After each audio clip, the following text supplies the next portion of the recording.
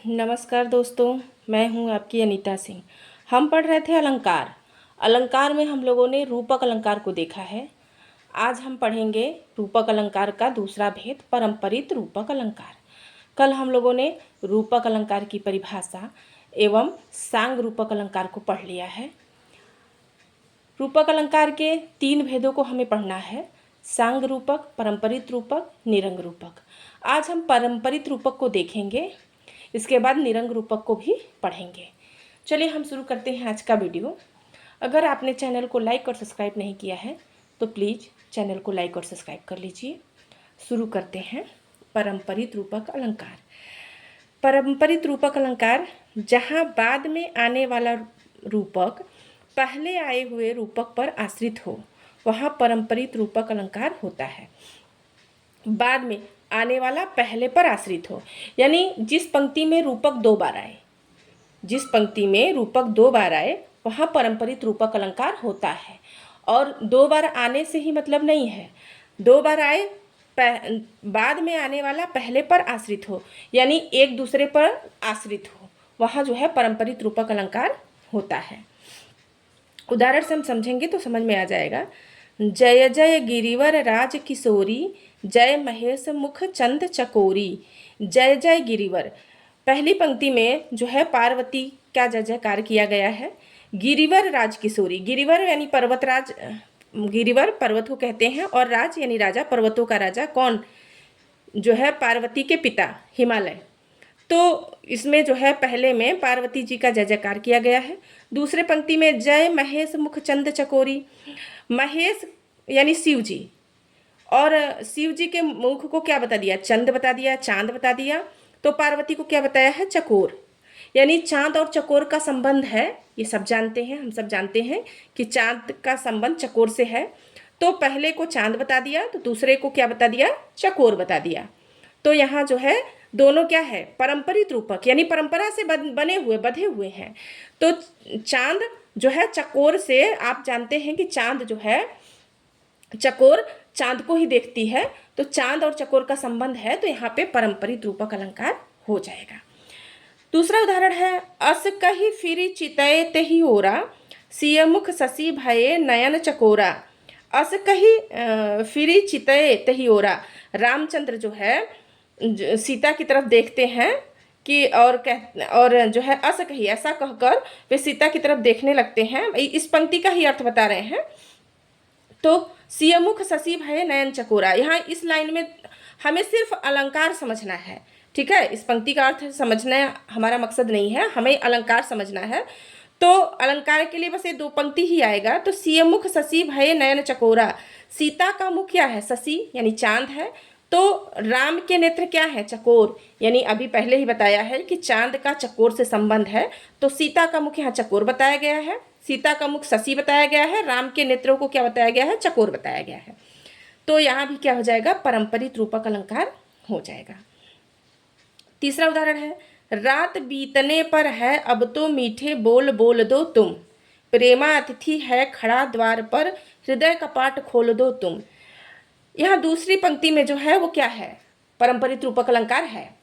प्रेमा अतिथि, प्रेम को अतिथि बता दिया, तो हृदय को क्या बता दिया, कपाट। यानी जब कोई अतिथि आता है, मेहमान आता है, तो हम क्या करते हैं, द्वार खोलते हैं। तो यहाँ प्रेम को अतिथि बता दिया तो हृदय को कपाट बता दिया, यानी इसका भी संबंध है। इसलिए यहाँ पे क्या हो जाएगा, परंपरित रूपक अलंकार हो जाएगा। प्रेम रूपी अतिथि के लिए हृदय रूपी कपाट किवाड़ खोलने की बात हुई है, इसलिए यहाँ पे कौन सा अलंकार हो जाएगा, परंपरित रूपक अलंकार हो जाएगा। चौथा उदाहरण है, माया दीपक नर पतंग, भ्रमी भ्रमी इवै पड़ंत, कहे कबीर गुरु ज्ञान ते एक आध उपरंत। यहाँ पहली ही पंक्ति में जो है अलंकार हमें मिल जाएगा, परंपरित रूपक अलंकार, माया दीपक नर पतंग। माया को दीपक बता दिया तो नर को क्या बताया, पतंग, यानी दीपक का पतंग से संबंध होता है। दीपक के जलने पर पतंग जो है उसके आगे पीछे घूमते हैं, पतंग जो है दीपक के ऊपर गिरकर जल भी जाते हैं। तो यहाँ माया रूपी दीपक, माया को दीपक बता दिया, माया रूपी दीपक, और नर को, मनुष्य के क्या बता दिया, पतंगा। तो माया रूपी दीपक, नर रूपी पतंग। भ्रमी भ्रमई पड़त, भ्रमित होकर इसमें बार बार पढ़ते हैं कहे कबीर, कबीरदास जी कहते हैं कि गुरु के ज्ञान से एकाध उपरत, जो है इसमें से एकाध जो है गुरु के ज्ञान से, कोई एक जो है गुरु के ज्ञान से उबर जाता है, यानी उसे मोक्ष मिल जाती है, मुक्ति मिल जाती है। राम कथा कलि पन्नग भरनी, पुनि विवेक पावक कह अरनी। यहाँ राम कथा को क्या बता दिया गया है? राम कथा को मोर बताया गया है, और कली पन्नग भरनी, कली को यानी कलयुग को क्या बताया गया है? पन्नग यानी सांप बताया गया है। राम कथा को क्या बता दिया गया है? मोर बताया गया है। और कली पन्नग, कलयुग को सांप बताया गया है। तो मोर का सांप से संबंध होता है, तो कलयुग रूपी सांप के लिए राम कथा रूपी मोर जो है, मोरनी जो है क्या है? कलयुग रूपी सांप के लिए राम कथा रूपी मोरनी जो सांप को नष्ट कर रही है, यानी कलयुग के प्रभाव को क्या कर रही है? नष्ट कर रही है। कौन? राम कथा।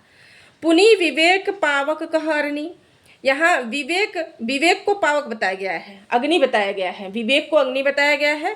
कह अरनी, पुनि विवेक पावक कह अरनी, अरनी यानी विवेक, अग्नि को जलाने के लिए जो है क्या है? लकड़ी, अरनी माने लकड़ी, तो विवेक रूपी अग्नि के लिए अरनी यानी लकड़ी। कौन? राम कथा। राम कथा जो है विवेक रूपी अग्नि के लिए राम कथा लकड़ी के समान बताया गया है। अग्नि को जलाने के लिए लकड़ी की आवश्यकता होती है, लकड़ी जरूरी होता है, इसलिए राम कथा को क्या बताया गया है? विवेक रूपी अग्नि को और अधिक तीव्र जलाने के लिए और अधिक जो है तीव्र करने के लिए जो है राम कथा क्या है? अग्नि के समान है।